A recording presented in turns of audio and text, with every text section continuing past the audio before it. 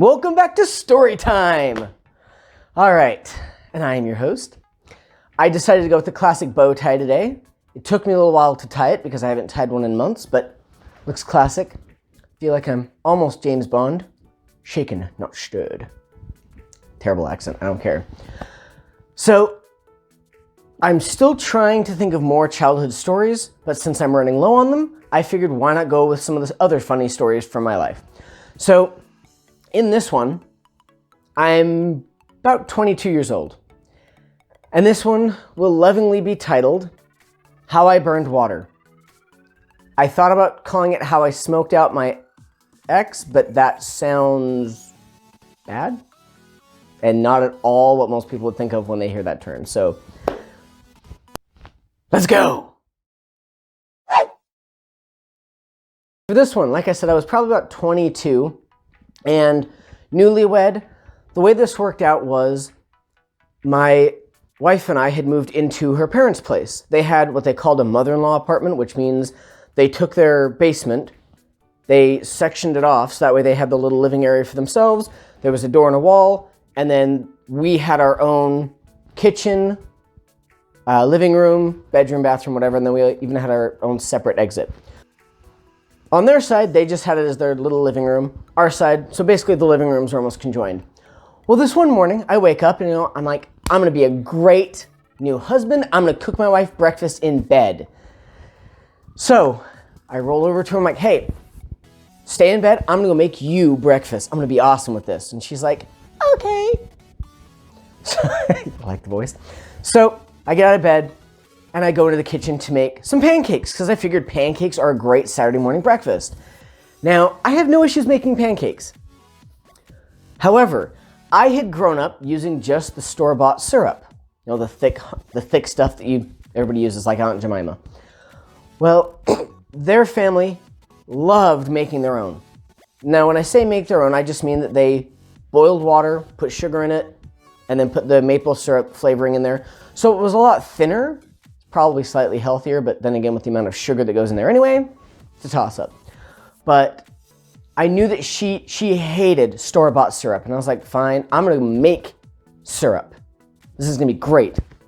So I walk in the kitchen, and I've got my pot, and I put it on the stove, pour the water in it, pour the sugar in it, and I'm stirring, and I'm stirring.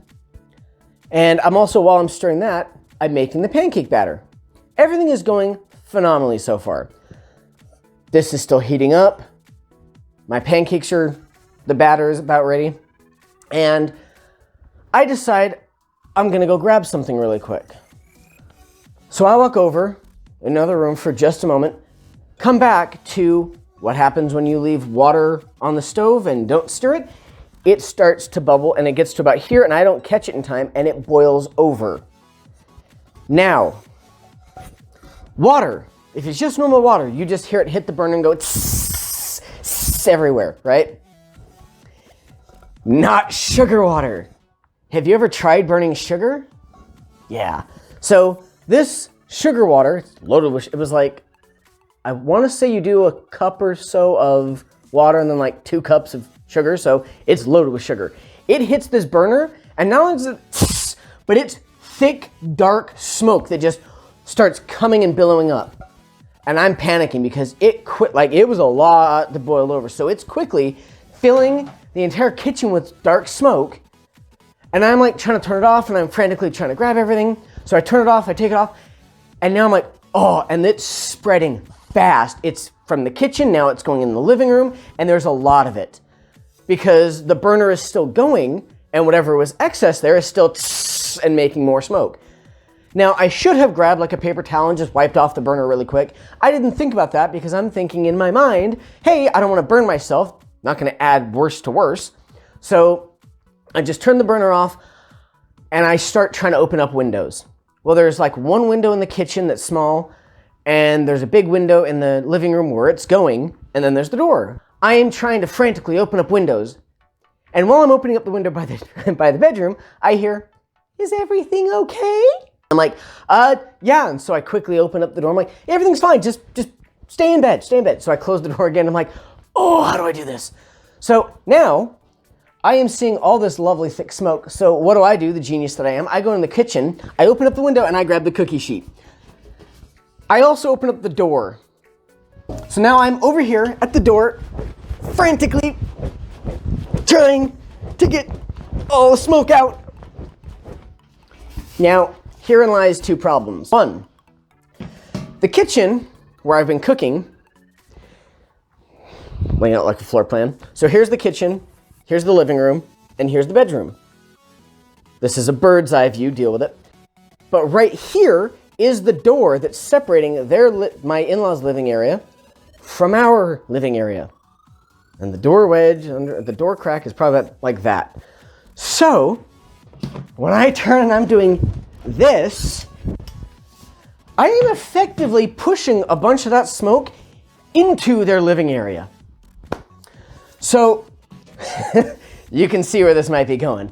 As I'm frantically trying to get all the black smoke out, not only does my new wife open the door to see what in the world is going on, because I didn't realize as I'm fanning it both ways, it's going under my in-laws' door crack and under my wife's bedroom door crack. The bedroom door. Okay, you know what I mean. So it's going into the bedroom and into their living area. So almost the same time, I have my new wife open the door and peek in and go, "What are you doing?" Because she said, yeah, all the smoke started coming under the door.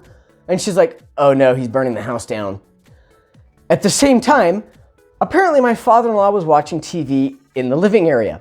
So they both pretty much open almost the same time. They're like, "What are you doing? What is going on? Did you burn the house down?" And I'm there still with a cookie sheet going, no. And they said, "What are you doing?" I said, "I kind of burned water." And at this point, my father-in-law turns and goes, "You what?" I said, "I was trying to make syrup and it boiled over and it hit the stove and it just made all the smoke." And he starts laughing. He goes, "Oh, my new son-in-law burned water. This is gonna make a great story." And I was like, crap. And my wife was like, "Really? I think I'm gonna come outside." I said, "No. You already know what's going on. Go back to bed. I will still bring it to you. I'm just gonna finish cooking." And she's like, whatever. And she went back to, and I'm still there trying to fan everything out. So I went back. Now that the smoke is kind of there, kind of not. So I'm like, you know what? Fine. They both went their way as they're laughing at me. I went back to the pot, finished cooking, make my syrup. I made good pancakes, thank you very much. And I served my wife breakfast in bed, like a good new husband. I was mocked mercilessly for a while after that because I burned water. Now it's funny when people hear, "Oh, I burned water," and they're like, "How did you do that?" I'm like, "Well, it was sugar water." And then they try to be technical. "Well, it's sugar water, so it's not really burning water." I'm like, "I know, but it makes for a funnier story when I say I've burned water." Now granted, I'm just fine with cooking now, but yes, I burned water.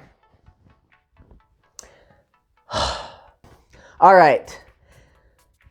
That's it for story time today. I hope you enjoyed it. Next time, I will talk about why I am no longer allowed to buy betta fish. Enjoy.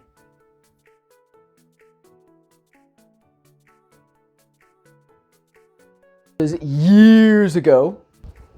Welcome back to story time. And yes, I did tie this myself. You like it? They're not fun. All right, welcome to story time!